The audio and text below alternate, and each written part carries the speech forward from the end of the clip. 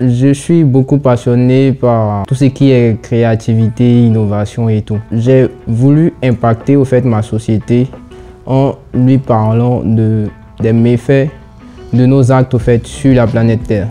Et j'ai constaté au fait qu'il y a assez de déchets dans la rue. Hormis dans la rue, il y a aussi des déchets qu'on retrouve beaucoup dans l'océan. Comment préserver notre nature? À partir de mon art, j'ai fait 1001 réflexions pour trouver au fait comment arriver à impacter quelqu'un. Et vu que j'ai suivi une formation d'architecture, après j'ai fait des formations de peinture et aussi de design textile. C'est lors de ma formation en textile que j'ai eu le déclic. Je me suis dit, mais pourquoi ne pas confectionner des tenues à partir des déchets plastiques stérilisés pour montrer leur utilité et aussi leur aspect beau. Parce que dans la rue, quand on voit les déchets dans la rue, c'est pas vraiment beau.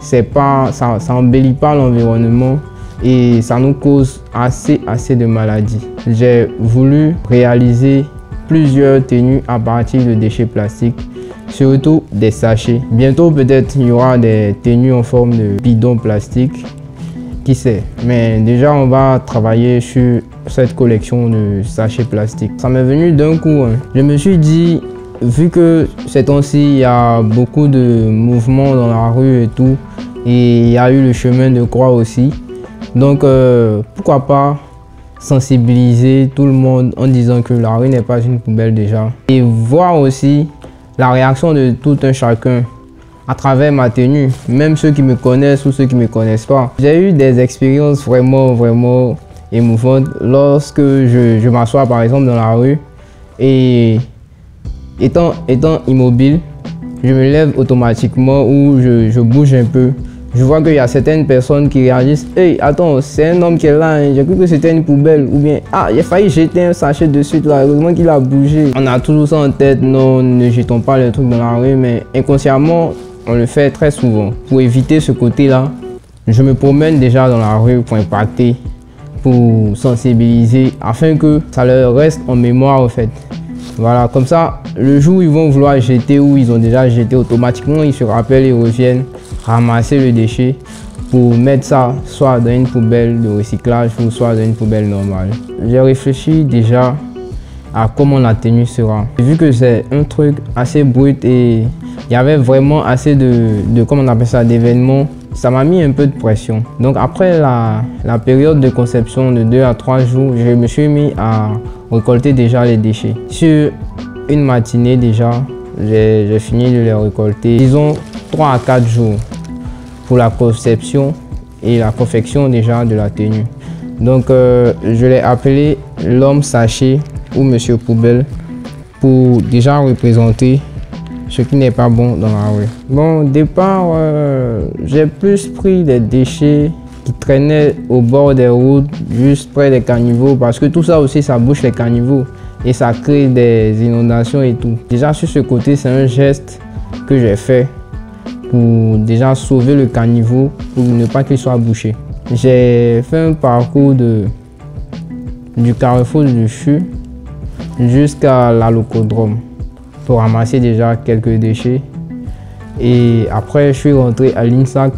Dans la cour même, il y a assez de déchets. Donc, j'aurais même pu rester à l'INSAC et me confectionner ma tenue, mais j'ai voulu essayer de prendre un peu des déchets de la ville aussi pour que ça parle plus. Oui, je crois bien, oui. Le deuxième jour, je suis allé au FEMUA. Ils m'ont refusé l'accès juste à cause de ma tenue. Ils m'ont juste demandé est-ce que je fais partie des sponsors du FEMUA. Je leur ai dit non, c'était juste pour une sensibilisation.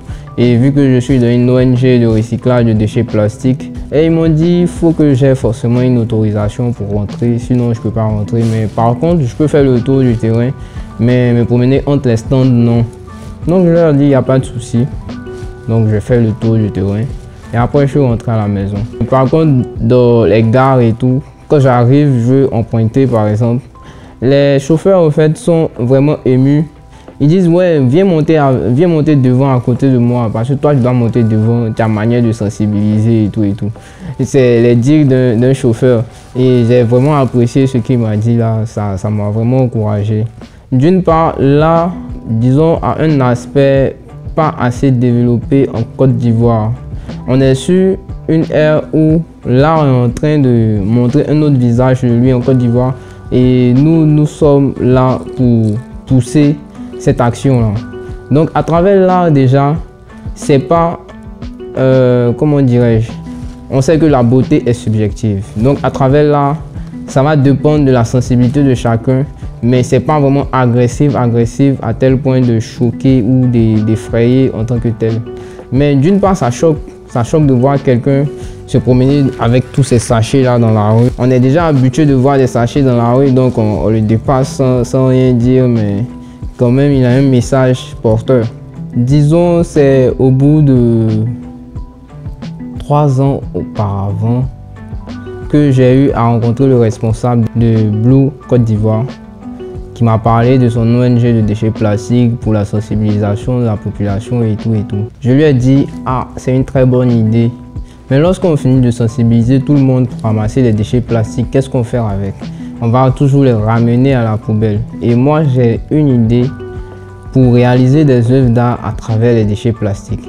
Il a dit, ah super, c'est que je vais te déléguer cette tâche-là et tu vas m'apporter de nouvelles idées. Donc, à travers tous ces 3 ans, on a eu à travailler d'arrache-pied, moi et mon collègue Alex Séné. Jusqu'à présent, on ne cesse pas de travailler, de réfléchir à comment innover. Ces temps-ci, on a commencé à réaliser au fait des accessoires de mode comme les sacs, des boucles d'oreilles et tout avec des bidons plastiques et des capuchons de bouteilles au fait qui traînent un peu partout dans la rue. On fait des toiles à partir de déchets recyclés, tout comme des tissus recyclés parce que même les tissus aussi sont des ordures qui sont cancérigènes à la longue au fait.